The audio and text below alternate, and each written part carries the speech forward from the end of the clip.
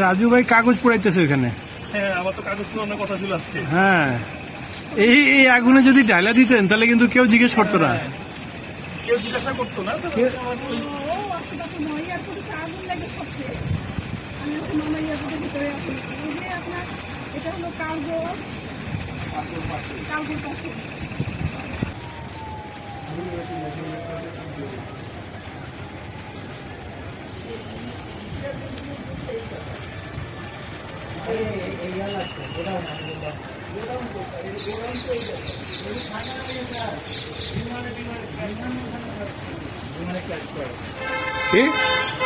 আয় হায় আয় হায়।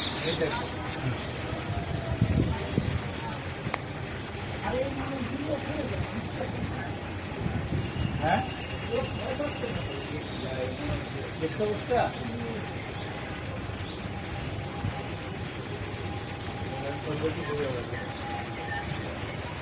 মনে হয় এর কি লাগতেছে বুঝা যাচ্ছে না। আমরা তো বসে আছি, মানে দাঁড়ায় আছি।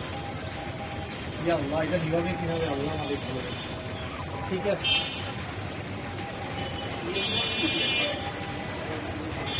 না